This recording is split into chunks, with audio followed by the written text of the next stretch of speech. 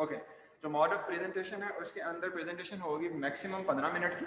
15 minute से कम कोई present नहीं करेगा और एक आध मिनट ऊपर का मार्जिन हो सकता है। हम 20 मिनट्स मैक्सिमम पे जाएंगे, मैक्सिमम 20 मिनट्स, अदरवाइज 15 मिनट में कंक्लूड करेंगे इंक्लूडिंग क्वेश्चन आंसर सेशंस।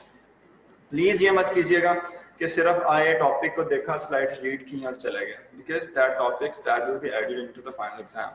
और इसी वजह से टॉपिक्स जो हैं हम बड़े केयरफुली चूज करेंगे ताकि समझने में मसला ना हो और हमारे अकॉर्डिंग सिलेबस हो। उसमें आपके पास ऑप्शन मैंने ओपन दे दिया है, you can go for the research paper, you can give me the option, मैं आपको टॉपिक्स दे दूंगा, आप उसमें किसी बुक से ले लेंगे, वो ऑनलाइन ले लेंगे वेब से, और उसी की आप मुझे एक असाइनमेंट भी दे देंगे। असाइनमेंट जमा करवाने की आपके पास डेडलाइन होगी। जिन लोगों के प्रेजेंटेशन मिड से पहले हो जाएंगी उनकी लास्ट डेट होगी मिड एग्जाम्स से बिफोर, और जिनकी मिड के बाद होंगी उनकी होगी फाइनल एग्जाम्स से एक दिन पहले। Okay, clear? तो मसला मसाइल तो नहीं है। अच्छा, तो इस तरह से हम प्रेजेंटेशन में चलेंगे, लेकिन मैं ये एक्सपेक्ट करूँगा कि बहुत बड़े बच्चे हो गए आप लोग प्रेजेंटेशन बहुत रिस्पॉन्सिबली एंड कंप्रीहेंसिवली देंगे और एक डिस्कशन मोड में देंगे। उसमें इनकरेज और डिस्करेज हम नहीं करेंगे किसी को, बट डेफिनेटली जो उसकी मार्किंग होगी that would be categorised into 3 parts. 10 number की प्रेजेंटेशन रखूंगा। 4 नंबर उसमें होंगे कंटेंट के, कि आपने कंटेंट कितना रेलिवेंट प्रेजेंट किया है। 4 नंबर होंगे प्रेजेंटेशन स्किल्स के, और 2 मार्क्स होंगे क्वेश्चन आंसर सेशन के। ओके, क्वेश्चन आंसर सेशन में बच्चे जो हैं, जो ऑडियंस है, they must have to ask the questions.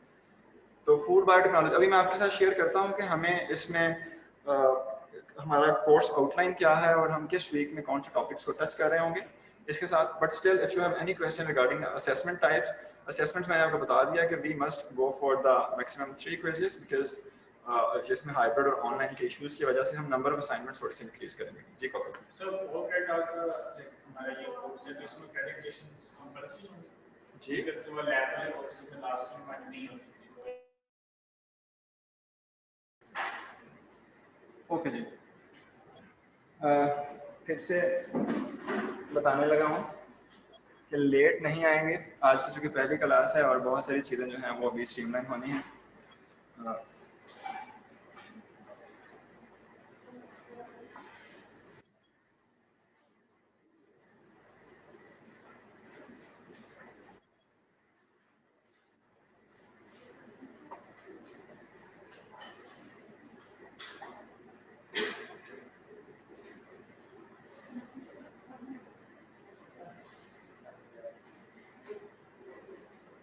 Okay, online जो स्टूडेंट्स बैठे हैं मुझे सुन सकते हैं? Kamran, do you hear me? Yes, sir. Yes, sir. Good good.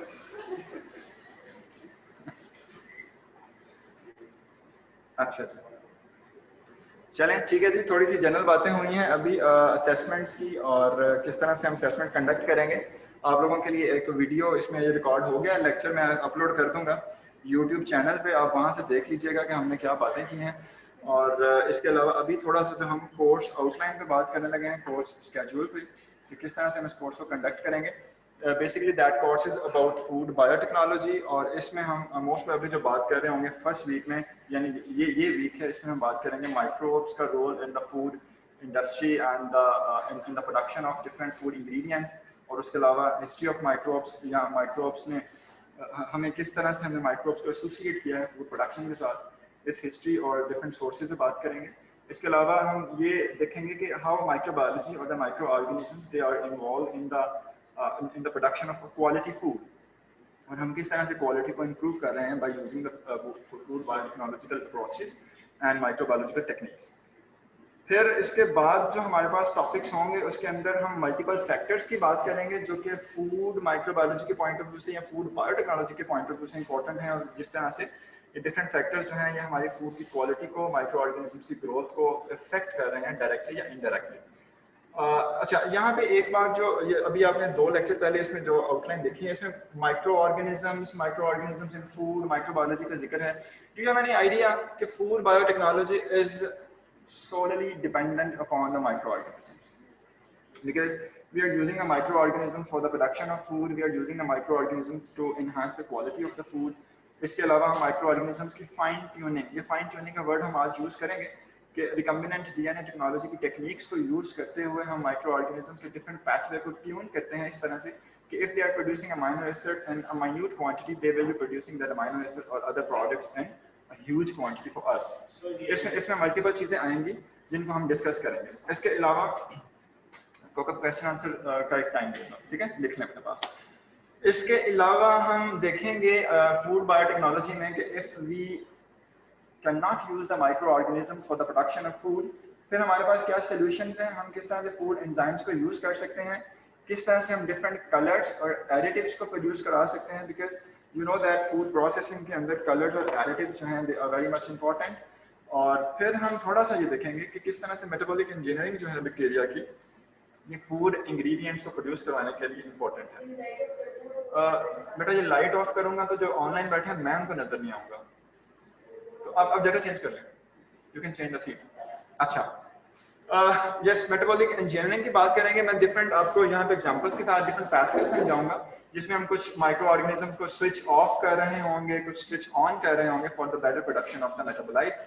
और फिर हम डिफरेंट टेक्निक्स की बात करेंगे which are involve in the production of different food ingredients. जब मैं फूड इंग्रेडिएंट्स की बात करूंगा इसमें हम बात करेंगे अमीनो एसिड्स की, कलर एडिटिव्स की, कलर्स की, एडिटिव्स की और डिफरेंट प्रोटीन बेस्ड प्रोडक्ट्स की। इसके अलावा कुछ कार्बोहाइड्रेट प्रोडक्ट्स भी होंगी, फॉर एग्जांपल जिसमें एथेनॉल की बात कर रहे होंगे, किस तरह से एथेनॉल को प्रोड्यूस किया जा रहा है फूड इंडस्ट्रीज के अंदर। और साथ ही साथ जो एक टॉपिक बड़ा इंटरेस्टिंग सा आएगा इसके अंदर, genetic modification of plant starches for food application. Plant starches का रोल क्या है, प्लांट स्टार्च को हम किस तरह से मॉडिफाई कर सकते हैं कि हम उनको फूड एप्लीकेशंस के तौर पे इस्तेमाल कर सकें, इस पे डिस्कशन करेंगे। और इस पे इसके एक पोर्शन पे मैं एक प्रेजेंटेशन भी दे दूंगा आप में से किसी को, ताकि हम इसको ज़रा बेहतर तरीके से डिस्कस कर सकें, because that is very interesting topic.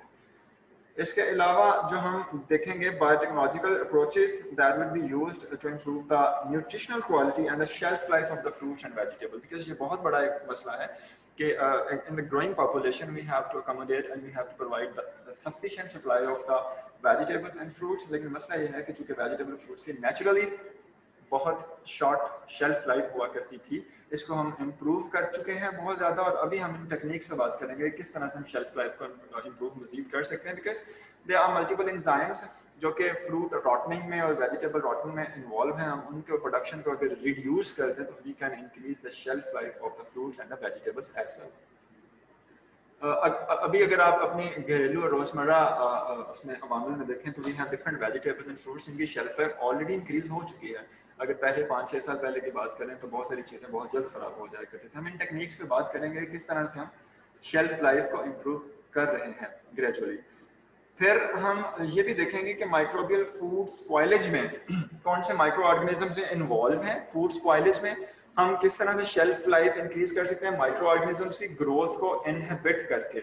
और फूड बॉर्न पैथोजेंस और फूड बॉर्न डिजीजेस पे बात करेंगे and we will be talking about different detection methods that can be used to detect the presence of any bacteria into the food, into vegetables, वो जो उसमें हमारे पास processed food होती है उसमें, और किस तरह से हम इनको डिटेक्ट करके रिड्यूस कर सकते हैं ताकि हमारे पास अल्टीमेटली पर्पस ये होगा कि हम शेल्फ लाइफ और क्वालिटी ऑफ वेजिटेबल्स, फ्रूट्स और अदर प्रोडक्ट्स को इंक्रीज कर सकें।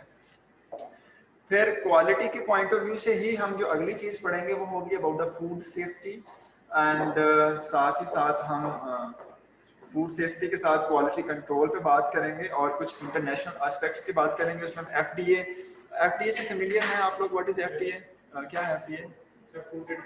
And that is American based. उसकी बात करेंगे कि उनके कुछ लॉज हैं जो कि हमें अलाउ करते हैं कि this is the edible stuff और नॉट।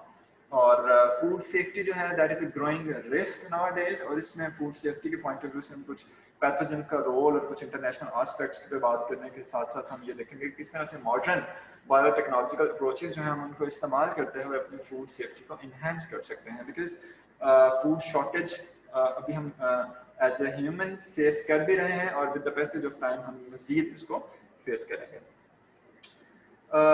बेटा मास्क के बगैर नहीं तो बैठेगा क्लास में, प्लीज एसओपीज फॉलो करते हैं हम। बोल मैं भी रहा हूँ, सांस का मुझे ज्यादा मसला है।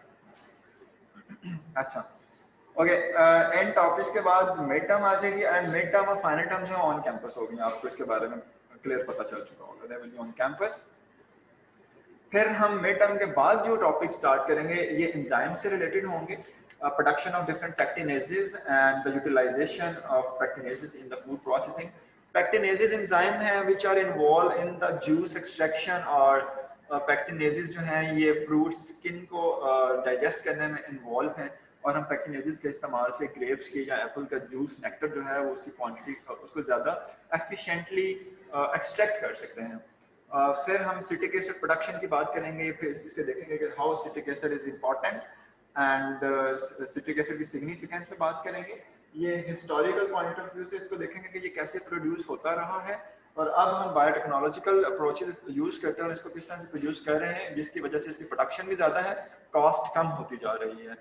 फिर हम फूड फ्लेवर प्रोडक्शन की बात करेंगे, because you know that artificial flavours they are very much important and FDA ने हमें कोड्स के साथ फूड फ्लेवर्स जो हैं वो डेजिग्नेट किए हुए हैं। तो उसमें हम देखेंगे कि how we are producing the food flavours by use of micro organism and some other biotechnological approaches, because food flavors are very important with respect to artificial food processing. तो यहाँ तक किसी को कोई मसला मसाइल कोई क्वेश्चन, जो ऑनलाइन जो स्टूडेंट्स बैठे हुए हैं इनको या जो अभी ऑन कैंपस हैं इनको, if you guys have any issue you may ask. 1 minute.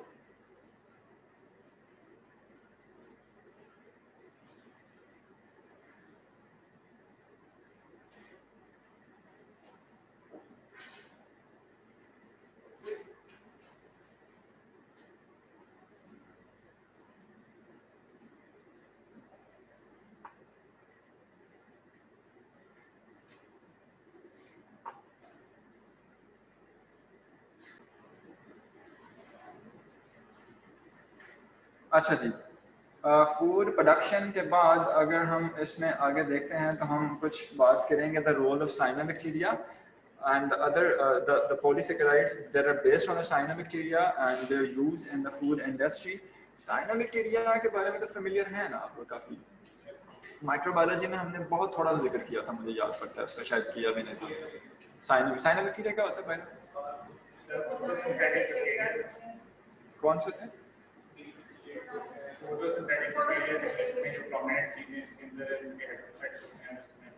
अच्छा ओके, बात करेंगे तो साइनोबैक्टीरिया का रोल और साइनोबैक्टीरिया बेस्ड पॉलीसेकेराइड्स जो हैं इन पे डिस्कशन होगी कि how they are important in different food industries. और दूसरा यहाँ पे आप लोग एक कोर्स पढ़ रहे हैं इस सेमेस्टर के अंदर, वो है industrial biotechnology along with food biotechnology. कुछ चीज़ें फॉर एग्जांपल अगर मैं फर्मेंटेशन की बात करूंगा या मैं इंडस्ट्रियल प्रोडक्शन की बात करूंगा फूड टेक्नोलॉजी के पॉइंट ऑफ व्यू से, तो वो सिमिलर होंगी इंडस्ट्रियल बीटी के साथ कुछ। तो उसमें आपको मेरा ख्याल है कि मजीद मैडम शायद डॉक्टर मिस आयशा पढ़ा रही हैं आई थिंक इंडस्ट्रियल बायोटेक्नोलॉजी, तो वो उसमें फर्मेंटेशन पॉइंट ऑफ व्यू से शायद मजीद वो क्लियर कर दें, लेकिन मैं थोड़ा सा यहाँ पे ब्रीफ डिस्कशन करके हम आगे मूव कर जाएंगे।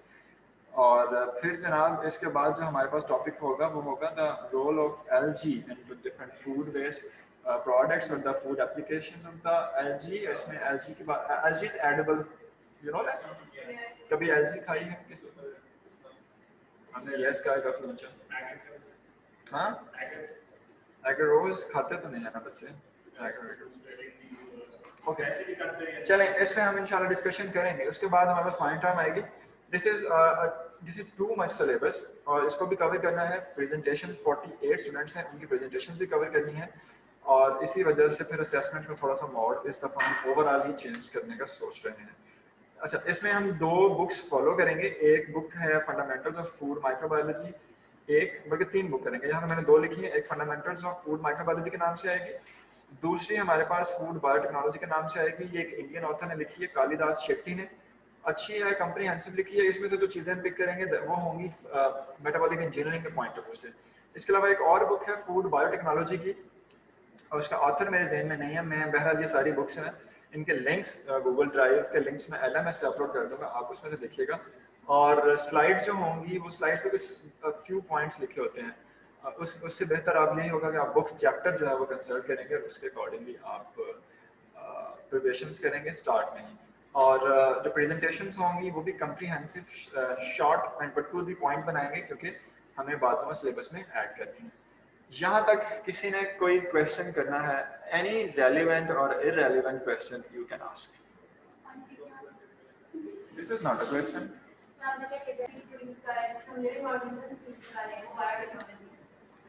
अच्छा जी, महानूर जो ऑनलाइन लोगों को, ये जो ऑनलाइन बैठे हुए हैं इनको आवाज आ रही है महानूर ने जो भी आंसर किया है? Should I repeat?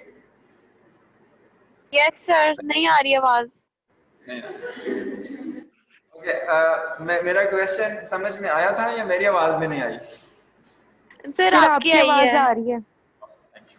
अच्छा, my question was that what is food biotechnology, और उसमें महानूर ने बताया है कि फूड बायोटेक्नोलॉजी हम माइक्रो ऑर्गेनिज्म का इस्तेमाल करते हुए कोई भी बेनिफिशियल चीज प्रोड्यूस करें for human, either this is the medicine और food, dye, or any other thing that would be considered as in the category or in the domain of biotechnology. इसमें बात इन्होंने की है और she is right actually. यहाँ पे एक प्रोफेसर का मैंने कोट लिखा है, देखिए जरा इसमें आपको कुछ समझ आती है इस कोट में. The professor to his book, you are a little opinionated and I have some trouble making you.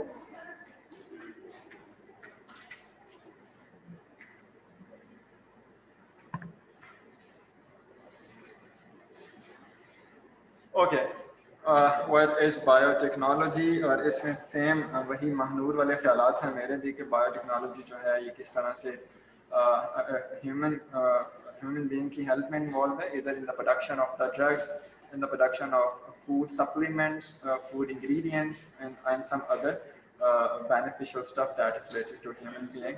This biotechnology term was coined by the Carl Erke, and इसने ये term basically biotechnology की जो term इस्तेमाल हुई ये first world war के दौर में जो स्टार्ट हुई थी, क्योंकि उससे पहले प्रॉपरली बायोटेक्नोलॉजी का कोई एक कॉन्सेप्ट नहीं था.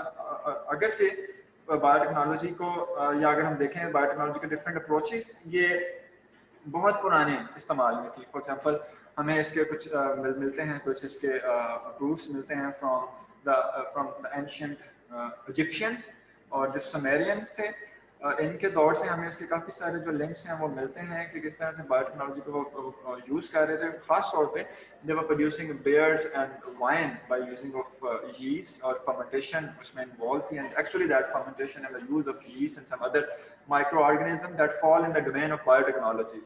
और लेकिन इनिशियल इरा के अंदर बहुत सारे इश्यूज भी थे. Do you know this what is that Sumerians? ये लिखा हुआ है सुमेरियंस, ये क्या है?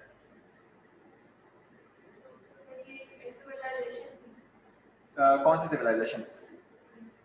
सुमेरियंस. इजिप्शियन सिविलाइजेशन से तो फेमिलियर हैं आप लोग, काफी कॉमन है, लेकिन सुमेरियंस, मेसोपोटामिया का नाम सुना होगा. कुछ अर्सा पहले उसमें सीरिया में मेसोपोटामिया र्यून जो थे वो टेररिस्ट ने शायद उनको किया था, खत्म कर दिया था, और उसमें बम ब्लास्ट हुआ था, कुछ इस तरह की चीज. वो Sumerians they belong to Syria actually, और मेसोपोटामिया की जो एंशिएंट हमारे पास कल्चर से ये थे एक्चुअली सुमेरियंस. तो ये वेरी कहते हैं 4000 BC से पहले इनका इरा स्टार्ट होता है, और हमें इसके काफ़ी सारे प्रूफ मिलते हैं because they were using different organisms to produce the beers and wine etcetera, और ख़ास तौर पे उसके अंदर यीस्ट का जो यूज़ था वो बहुत कॉमन था.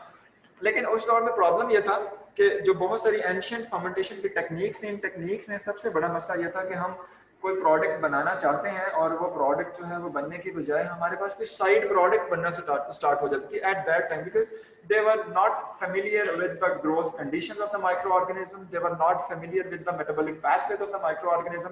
सिंपल उन्हें पता ये था कि ये हम एक यीस्ट का जो ऑर्गेनिज्म है उसको सबस्ट्रेट में ऐड कर देंगे तो that will be producing some useful components.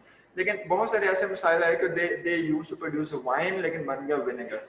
Anyone कोई बता सकता है what is difference between wine and vinegar? So wine ethanol है, vinegar acetic acid है, oxidative form है ethanol. वाइन और विनेगर में फर्क क्या है? जरा ऊंचे.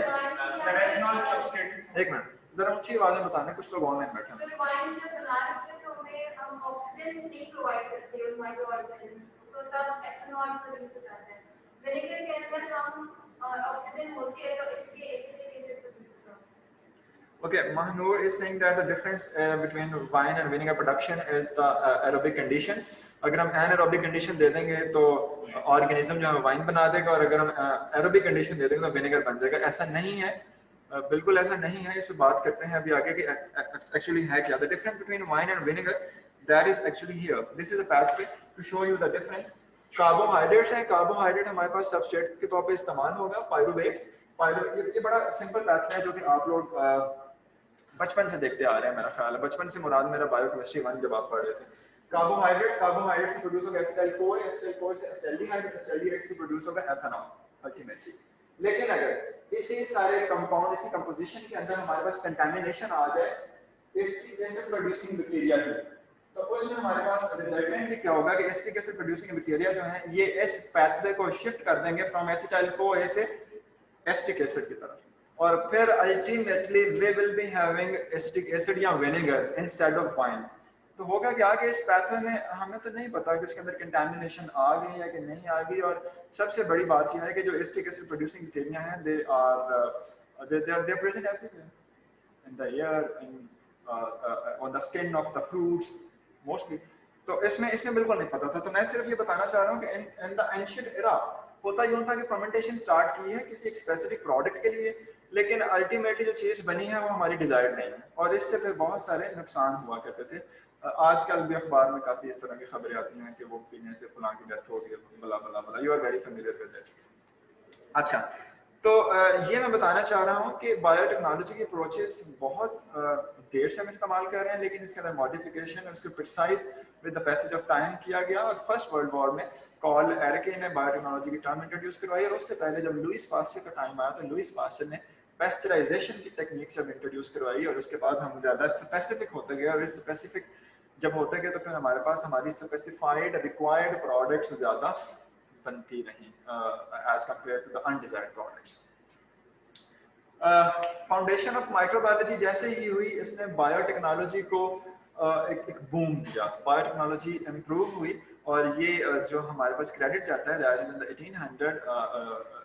The 1800s by the Lewis pasture, और इसने माइक्रो ऑर्गेनिजम्स को आइडेंटिफाई किया डिफरेंट क्लासेस के अंदर, फॉर एग्जांपल बैक्टीरिया, फंजाई, और फिर हमारे पास ये पता चल गया कि हम पेस्चराइजेशन करेंगे तो जो अनडिजायर्ड बैक्टीरिया हैं they can be eliminated and their number could be reduced.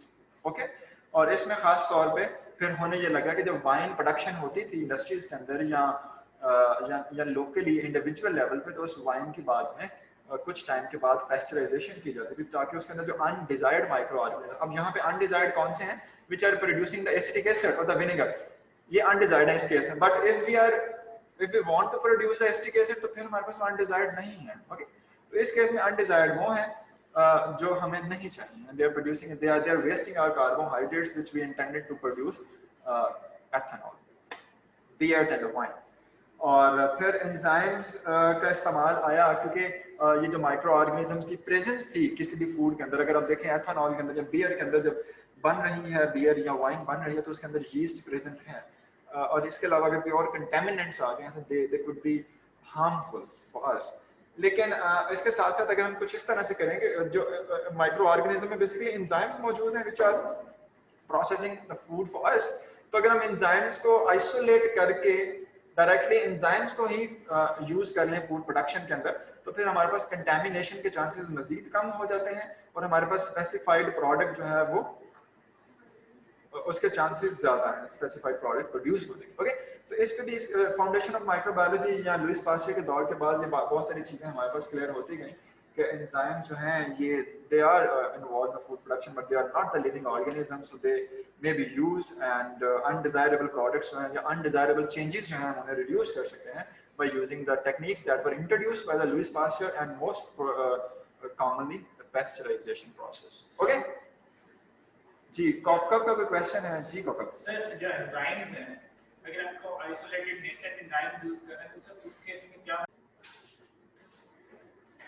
Okay, ये कुछ एग्जांपल्स हैं जी use of enzymes in the food industry, और इन एग्जांपल्स के अंदर जो जो जो चीज़ें आपने इसमें इसको टेबल को याद नहीं करना, please don't worry about it, but you should be very familiar with it कि एंजाइम्स के एग्जांपल्स और वो कौन से एंजाइम कौन सी प्रोडक्ट्स को प्रोड्यूस करने में इस्तेमाल होते हैं, उनके यूजेस क्या हैं। ठीक है, तो एंजाइम जो सबसे पहला है that is alpha amylase, and alpha amylase की अगर बात करते हैं तो alpha amylase that is involve in the production of sweeteners, beer, bread, some cakes and biscuit industry के अंदर इसका रोल है।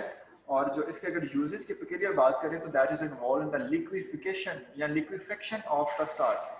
ये लिक्विफेक्शन क्या होता है? सर, सस्पेंशन को लेयर सॉल्यूशंस कन्वर्ट करना, उसका थिकनेस को कम करूंगा। ओके जी, ये अपने पास क्वेश्चन लिखिएगा जो ऑनलाइन लोग बैठे हुए हैं, सिर्फ ऑनलाइन जो बैठे हुए हैं, what is the liquefaction of starch, और अगले वीक में आप आएंगे तो मुझे बताएंगे आगे तक। And that alpha amyl is also involved in the removal of starch haze. ये starch haze जो है, इससे बात करेंगे कि what is starch haze। जब हमारे पास इसमें बेकरीज में जब हमारे पास हम इसकी डो प्रिपरेशन में जा रहे हैं तो स्टार्च हेज क्या है, खास तौर पर जब हम माल्ट की ट्रीटमेंट करते हैं तो ऊपर स्टार्ची हेज आती है, उसको हम किस तरह से रिमूव कर सकते हैं अल्फा अमाइलेज का यूज करते हुए। ठीक है, आपको अल्फा बीटा बीटा 1 6 लिंकेजेस और अल्फा 1 4 लिंकेजेस के बारे में इंफॉर्मेशन है स्टार्च के अंदर, तो अल्फा अमाइलेज का रोल भी आप फेमिलियर हैं कि यहाँ कहाँ पे जाके ये अटैक करता है। ओके, इसके अलावा फ्लोर सप्लीमेंटेशन, फ्लोर की सप्लीमेंटेशन की जाती है अल्फा अमाइलेज से, और दूसरा जो एंजाइम है that is the amyloglucosidase, and this is also involve in the production of sweeteners, that is involve in the production of low carb beer, and this is involved in production of wine, beer, bread, fruit juices production के अंदर भी हम अमाइलोग्लूकोसिडेज को इस्तेमाल करते हैं, और इसका हमारे पास जो यूजेज है यह है सैक्रिफिकेशन। सैक्रिफिकेशन ये क्या होता है सर अभी नहीं कामरान, अभी तुमने तुम्हारे लिए ऑनलाइन वाला क्वेश्चन हो गया, अब ये ऑन कैंपस का सैक्रिफिकेशन कोकब साहब लिखिए, और जो थर्सडे वाली क्लास है उसमें मुझे आप बताएंगे, हम डिस्कस करेंगे इसको। ठीक है, and this enzyme is also involved in the improvement of the crust color। ठीक है, इसके अलावा मल्टीपल एंजाइम है जिसके अंदर बीटा ग्लाइकोसिडेज है, काइमोसिन है, काइमोसिन जो है ये चीज प्रोडक्शन में इन्वॉल्व है। इसके अलावा हमारे पास ग्लूकोज ऑक्सीडेजेस हैं, लाइपेजेस हैं, पेपेन है, पैक्टिनेजेस हैं, पैक्टिनेजेस पे तो पूरा एक लेक्चर भी होगा hopefully, and some other proteases जो कि इन्वॉल्व हैं हमारे पास डेयरी प्रोडक्ट्स की ट्रीटमेंट में, और उसमें मीट इंडस्ट्री पे बात करेंगे कि मीट इंडस्ट्री में प्रोटीएजेस का क्या रोल है, और प्रोटीएजेस जो हैं ये किस तरह से मीट इंडस्ट्री को हमारे पास ग्रेजुअली इंप्रूव कर रहे हैं। ठीक है जी, तो ये मल्टीपल हमारे पास एंजाइम्स के एग्जांपल है। ये मैं बताना इसलिए चाह रहा था कि अगर हम डायरेक्ट देखें, now we are able to isolate the enzyme and now we can use the enzyme into the food industry without using the micro organisms. So इसमें हमारी प्रोडक्ट जो है that will be more specified and that will be more pure with respect to its quality. ठीक है जी, सो वही बात biotechnology की कि the application of biological organisms that are that based on system or some other processes that are involved in the manufacturing and in the service industries, there that may be the production of drugs, production of food and some other beneficial components for the human being। तो ये बात है। अच्छा, अब जो हम food biotechnology में जिन methods का या जिन टेक्निक्स का जिक्र करेंगे उसमें ख़ास तौर पे जो 3 कैटेगरी, अगर हम टेक्निक्स को कैटेगराइज करें तो इसमें जेनेटिक इंजीनियरिंग का जिक्र काफ़ी ज़्यादा होगा, सेल कल्चर पे फॉर्चुनेटली हम एक कोर्स भी पढ़ रहे हैं, इसके फौरी बाद उसकी क्लास है, और इसके अलावा सेल फ्यूजन पे बात होगी कि how cell fusion, cell culture, they are these techniques are involved in the purity or in the production of some specified products which are very beneficial for human being। When we talk about genetic engineering, can we say that the genetic engineering is the alteration of nature? Or in other words, if I ask, we do genetic engineering to alter the nature, क्या ऐसी बात कर सकते हैं हम? Yes. We do. Okay, I repeat my sentence. We do genetic engineering to alter the nature। हम ये statement दे सकते हैं? हम ये स्टेटमेंट दे सकते हैं। ओके, किस तरह दे सकते हैं, इस पे बात करते हैं अभी। सर यस, सर स्टेटमेंट में कॉन्ट्रडिक्शन ये क्या हम लोग इसमें ऐसे नहीं कह सकते मॉडिफाई द नेचर, क्योंकि जब सर हमारा जो हाइब्रिड ऑर्गेनिज्म है जब नेचर में जाएगा तो हो सकता है कि वाइल्ड टाइप कंडीशंस के अंदर वो दोबारा से उसी कंडीशंस में आ जाए, हमारी अल्टरेशन। यू आर राइट, इसमें रिवर्स हमारे पास जो है उसमें रिवर्सल के चांसेस काफ़ी होते हैं। उस पर हम जब यीस्ट की बात कर रहे होंगे तो उसमें हम उसको डिस्कस भी करेंगे कि जब हम मॉडिफाई करते हैं तो उसमें ऑर्गेनिज्म जो है वो नेचुरली रिवर्ट बैक करता है, जिसमें हमारी डिज़ायर्ड प्रोडक्ट प्रोड्यूस होने की बजाय भी हम एक्सपेक्ट कर रहे होते हैं कि डिज़ायर्ड प्रोडक्ट है, ऑर्गेनिज्म जेनेटिकली रिवर्स कर चुका है, हमारे पास फिर नॉन रिक्वायर्ड प्रोडक्ट जो है प्रोड्यूस हो रही है। ओके, इस पर बात करेंगे hopefully, and good, it was a good point. Kamran, ये कौकब ये कह रहा था कि जो जेनेटिक इंजीनियरिंग है इसमें टू अल्टर नेचर नहीं कहना चाहिए, टू मॉडिफाई द नेचर कहना चाहिए, because that organism they can revert back. Okay, जी sir. I remember Kamran and Kaukab। Okay, अच्छा, जेनेटिक इंजीनियरिंग का इस्तेमाल हो रहा है to produce the improved varieties of for agriculture point of view, and this is also involved in the production of some food additives and some processing aids, और इसके अलावा genetically modified animals भी produce किए जा चुके हैं। जब हम फूड बायोटेक्नोलॉजी की बात करेंगे तो हम स्पेसिफिकली माइक्रो ऑर्गेनिजम्स पे रिस्ट्रिक्ट नहीं करेंगे, हम उसमें जेनेटिकली मॉडिफाइड एनिमल्स पे, एग्रीकल्चर पॉइंट ऑफ व्यू से प्लांट्स पे भी बात करेंगे। And you are familiar with it कि बहुत सारे एनिमल्स ऐसे हैं which have been designed for the production of milk, meat, बहुत सी वैराइटीज ऐसी हैं, और ये सारे के सारे जेनेटिक इंजीनियरिंग की वजह से we have altered the nature. और इसमें अगर हम देखते हैं तो इस पॉइंट ऑफ व्यू से जेनेटिकली मॉडिफिकेशन जो है किसी भी ऑर्गेनिज्म की, इधर that is animal, that is plant और द माइक्रो ऑर्गेनिज्म, तो उसमें अगर माइक्रो ऑर्गेनिज्म की बात करें तो वो पैथवे या वो metabolic pathway that is already present in that organism, हमने क्या किया है कि हमने जेनेटिक इंजीनियरिंग करके या तो उस पैथवे को इन्हांस कर दिया है या उसको टोन डाउन कर दिया। अगर वो हमारे लिए यूजफुल नहीं है तो हमने उसको टोन डाउन कर दिया है, अगर वो हमारे लिए यूजफुल है तो हमने उसको अपग्रेड कर दिया। मिसाल के तौर पे अभी जो मैंने आपको इस पीछे कुछ स्लाइड्स में एक पैथवे दिखाया that was used for the production of ethanol, उसी पैथवे के अगर आप एग्जांपल ले लें, मैं अगर वापस उस पर जा सकूं, इसी पैथवे के अगर हम एग्जांपल ले लें, if we are intended to produce ethanol, तो हम क्या करेंगे कि जहां से कार्बोहाइड्रेट्स एसिटाइल को एसिटाल्डिहाइड और एथेनॉल, इस पैथवे को या जो जितने भी एंजाइम इस पैथवे में इन्वॉल्व हैं हम उनकी प्रोडक्शन को एनहांस कर देंगे। ऑर्गेनिज्म अल्टीमेटली शिफ्ट हो जाएगा एथेनॉल प्रोडक्शन पे, जितने भी कार्बोहाइड्रेट्स मौजूद होंगे that organism will convert that carbohydrates into ethanol. But अगर सेम टाइम पे हमें एसिटिक एसिड चाहिए है तो हम क्या करेंगे कि इसके अंदर those enzymes which are responsible for the production of acetic acid, जो एरिया एसिटिक एसिड प्रोडक्शन के लिए जो एंजाइम्स हमें रिक्वायर्ड होंगे उनको हम अपग्रेड कर सकते हैं, टोन अप कर सकते हैं। और साथ में क्या होगा कि जितना भी कार्बोहाइड्रेट का फ्लो है, this is the flux of carbohydrate that would come into the acetic acid pathway. तो ये एग्जांपल है कि हम जेनेटिक मॉडिफिकेशन से किस तरह से बायोकेमिकल पाथवेज को मॉडिफाई कर सकते हैं, किस एंजाइम को कहाँ से हमने कम करना है, किसको कहाँ से हमने स्पीड अप करना है, ताकि हमारे पास जो अल्टीमेट प्रोडक्ट है, जो रिक्वायर्ड प्रोडक्ट है, वो स्पेसिफिक प्रोड्यूस हो। ओके सर, इससे क्वेश्चन आंसर सेशन 2 मिनट के बाद प्लीज। अच्छा सही है। ये जो फूड बायोटेक्नोलॉजी है that is integrated with biochemistry, chemistry, most importantly with microbiology and the chemical engineering, ठीक है। और ये माइक्रोबायोलॉजी की अगर हम बात करें तो इसके अंदर फिर मॉलिक्यूलर बायोलॉजी के पॉइंट ऑफ व्यू से अगर हम जेनेटिक इंजीनियरिंग करवाना चाहते हैं तो उस पॉइंट से हमारे पास मॉलिक्यूलर बायोलॉजी का रोल बहुत इंपॉर्टेंट होगा। और अल्टीमेटली माइक्रो ऑर्गेनिजम्स हैं, they are involve either directly or indirectly with the food systems, and when we talk about the microorganisms they may include bacteria, molds, yeast and some other algae। और इसमें बड़ी खूबसूरत examples आएंगी hopefully. पैक्टिनेसिस production, मैंने बताया है अभी अभी कि पैक्टिनेसिस क्यों इस्तेमाल होते हैं फूड इंडस्ट्री में, अभी बता के हटाऊं। यस, ये जो पैक्टिनेसिस का यूज है that is pectinases are involve in the extraction of nectar from the fruits, क्योंकि पैक्टिनेसिस they have ability to digest the skin of the fruits। अगर हम वैसे फ्रूट को प्रेस करके उसका जूस निकालेंगे तो क्वांटिटी कम है, पैक्टिनेसिस का इस्तेमाल है तो जूस नेक्टर की क्वांटिटी ज्यादा है हमारे पास। तो पैक्टिनेसिस का इस्तेमाल है। अमाइलेजेस तो अभी हम इस टेबल में देख के आए हैं कि amylases that are involve in the production of sweeteners and some other stuff. एक और बड़ी इंपॉर्टेंट चीज यहाँ पे ज़ैंथोमोनास या ज़ैंथाइन गम है। ये ज़ैंथन गम क्या होती है? Are you familiar with xanthan गम?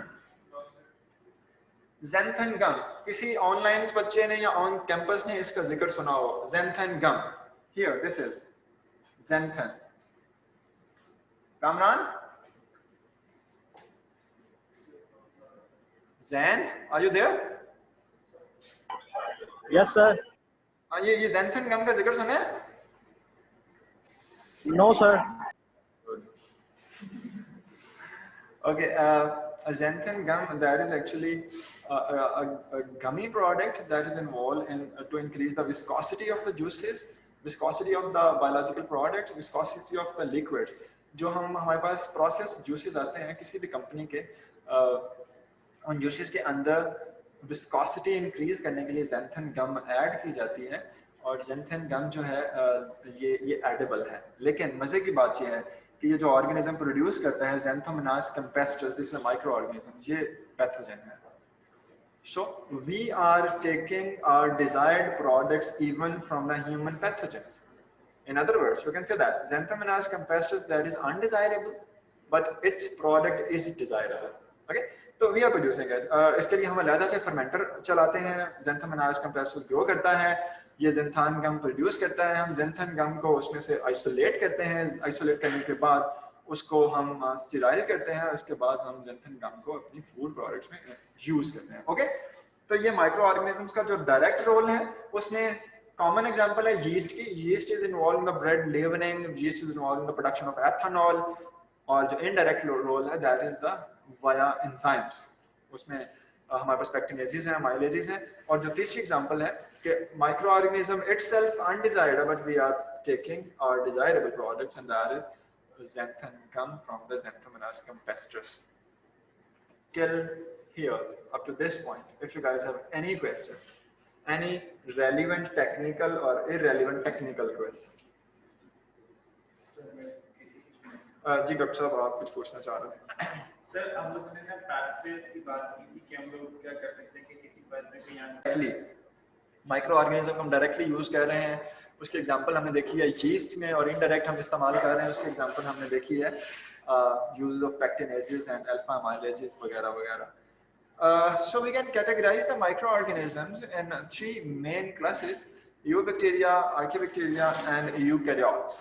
अच्छा, अब ये तीनों classes हैं, they are involved specifically in the production of different food products, और different food products के लिए इनकी हमें इस्तेमाल भी इनका ऑप्टिमाइज किया हुआ है, और इसके साथ साथ we have to provide different conditions. For example, हमें बैक्टीरिया के लिए कंडीशन डिफरेंट प्रोवाइड करनी पड़ती हैं, हमें आर्कियोबैक्टीरिया के लिए कंडीशंस डिफरेंट प्रोवाइड करने पड़ेंगे, and even if we are growing the eukaryotic yeast, yeast is eukaryotic unicellular micro organism. Okay, eukaryotic है, bacteria and archaea they are prokaryotic. Okay, इसके लिए हमें डिफरेंट कंडीशंस प्रोवाइड करनी पड़ेंगी। और अब इन तीनों को, खासतौर पर जो बैक्टीरिया हैं, depending upon their temperature requirement, we have categorized the microorganism into further classes. ये क्लासेस आप पहले पढ़ चुके हैं और मेरे से ही पढ़ी हुई है ये सारी की सारी क्लासेस। इसमें ऑब्लिगेट साइक्रोफाइल्स की हम बात करते हैं, तो ऑब्लिगेट साइक्रोफाइल्स की जो रेंज हमारे पास हुआ करती है, टेम्परेचर रेंजेस की बात कर रहे हैं, क्योंकि हमें स्पेसिफाइड कंडीशंस प्रोवाइड करनी है ग्रोथ के लिए। तो ये टेम्परेचर रेंजेस जो हैं 0 to 20 डिग्री सेंटीग्रेड है, और ऑप्टिमम टेम्परेचर इसका 15 to 17 डिग्री सेंटीग्रेड हुआ करता है इसमें। और इसके अलावा हमारे पास साइक्लोट्रॉफिक ऑर्गेनिज्म है which have ability to grow at 0 degree centigrade, और ये मैं आपको टेम्परेचर रेंजेस इसलिए यहाँ पे ब्रीफ कर रहा हूँ कि when we have to grow the microorganisms for the production of their products जो कि हमारे लिए बेनिफिशियल हैं, तो हमें उनको ऑप्टिमम टेम्परेचर प्रोवाइड करना पड़ता है, क्योंकि ऑप्टिमम टेम्परेचर और ऑप्टिमम फिजिकल पैरामीटर्स पे ही micro organism maximum product produce कर सकेगा। ओके, तो ये कुछ उसी क्लासेस की बात है कि इसी तरह से हमारे पास मजीद जो है मीजोफाइल्स हैं, they vary from 20 to 45 degree centigrade and their optimum temperature is 30 to 35 degree centigrade, and thermophiles they vary from 45 to 65 degree centigrade, and they may also involve in the production of different enzymes, और hyperthermophiles they are also involved in the production of enzymes, खास तौर पे take polymerase हाइपोथर्मोफाइल्स जो है 70 to 120 degree centigrade तक चलते हैं। इसी तरह से इन ऑर्गेनिजम्स की पीएच रेंजेस भी हैं, कोई हमारे पास ग्रो करेगा एसिडिक पीएच पे, कोई हमारे पास ग्रो करेगा बेसिक पीएच पे, कोई न्यूट्रल पीएच पे।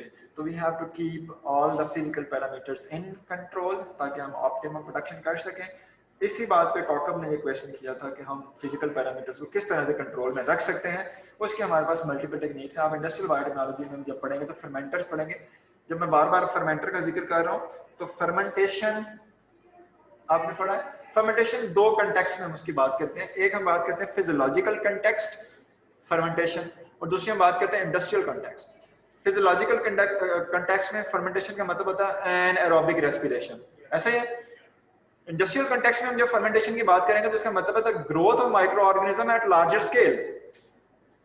अब वो माइक्रो ऑर्गेनिज्म की growth in the presence of oxygen भी हो सकती है if they require the oxygen for their growth. And in the absence of oxygen भी हो सकती है, but still we will term it fermentation. Okay, दो कॉन्टेक्स्ट हैं। तो यहाँ पे जो फर्मेंटेशन की बात हो रही है ये इंडस्ट्रियल पॉइंट ऑफ व्यू से हो रही है। If we have to grow the micro organisms at larger scale in industry, in lab, that will be termed as industrial fermentation, and industrial fermentation जो है that could be aerobic and anaerobic।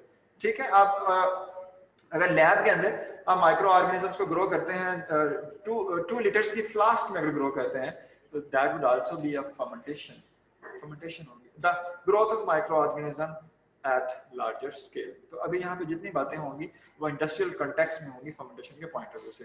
Okay, अच्छा, अभी micro organisms की category भी देख ली, micro organism की physical conditions की requirement भी देख ली है। फिर यहाँ पे कुछ माइक्रो ऑर्गेनिज्म के एग्जांपल्स देखेंगे, ये अगली क्लास में देखेंगे, आज नहीं देख लें कि माइक्रो ऑर्गेनिजम्स जो है ये इसमें फंजाई किस तरह से अपना रोल प्ले करता है, और फंजाई जो है ये कौन सी प्रोडक्ट को प्रोड्यूस करने में इन्वॉल्व है, यीस्ट का क्या रोल है, और यीस्ट अगर हम aerobically in the presence of oxygen grow करते हैं तो यीस्ट का बिहेवियर क्या है, और अगर इन the absence of oxygen grow करते हैं तो यीस्ट का बिहेवियर क्या है। दोनों टाइप से ग्रोथ जो है वो हमारे लिए अल्टीमेटली बेनिफिशियल प्रोडक्ट्स को प्रोड्यूस कर रही होती हैं। इस पे बात करेंगे हम, bakers production of bakers yeast पे बात करेंगे। फिर यहाँ पे हम क्रैब ट्री इफेक्ट देखेंगे नेक्स्ट क्लास के अंदर कि यीस्ट पॉइंट ऑफ व्यू से क्रैब ट्री इफेक्ट क्या है। इंडस्ट्री के अंदर ये क्रैब ट्री इफेक्ट जो है ये हमारे रिसोर्सेज को बहुत ज़्यादा वेस्ट करता है, लेकिन अब हमने इस पे जेनेटिक मॉडिफिकेशन से काबू पा लिया है। और इसके अलावा हमारे पास कैंडिडा यूटिलस यीस्ट की बात आएगी, मल्टीपल चीज़ें हैं जो कि हम डिस्कस करेंगे। Any questions? Good.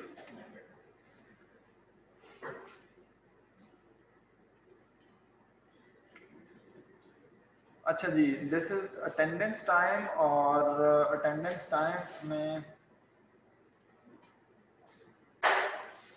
Abdul Rafi is there, Abin Khan is there, Afaq Ahmed not there here. अच्छा, और अगली क्लास से प्लीज SOPs फॉलो कीजिएगा। अगर आज को याद ही गया है ऑड इवन के चक्कर में, तो अगली क्लास जो थर्सडे को है सिर्फ ऑड होंगे, और नेक्स्ट वीक में सिर्फ इवन लोग होंगे कैंपस में। Afifa Zulfikar, she is not there, and Afzal Yunus not there, Ali Raza not here, Alina Batul not here, Amtur Rahman Tuba, Areej Present. okay,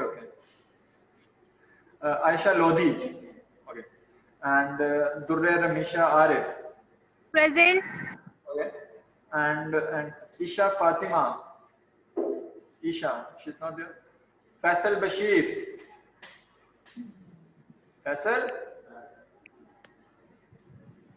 okay, Hafiza Maria Usmani Rana,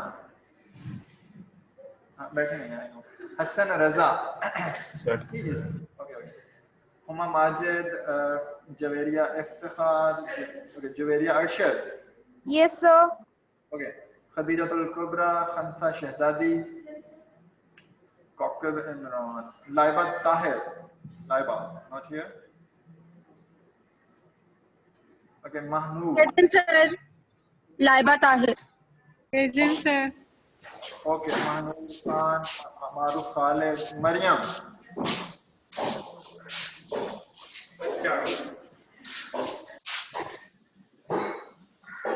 okay, and Muhammad Asad Riyaz. Asad, are you there? Muhammad Bilal, Yes, sir, present. Kamran, but Naeem, Muhammad Naeem. Naman Aziz. Naman is not there. Nimra. Okay, and Reshma. Present, sir. Roha Ahmed. Sajal Waqas. Present, sir. Sumaya Sajjad. Samia. Saulad Nawaz Shah. Present, sir. Sumaira Asghar. Sahrish Saeed. Shehzadi Sakhi. Sidra Noor. Present, sir. Okay, Simra Arif. Present, sir. Sumbal Shafiq Bajwa. Sir. जी सिर्फ FIFA present. मेरा mic नहीं on हो रहा था। अच्छा अच्छा। ताबिश आरिफ, उसामा हैदर, वजीहा उरूज, Present, sir. okay, Zain Abbas and Zainab Hayat. Zainab, अच्छा जी, अच्छा जी बच्चा जी, वो कौन है?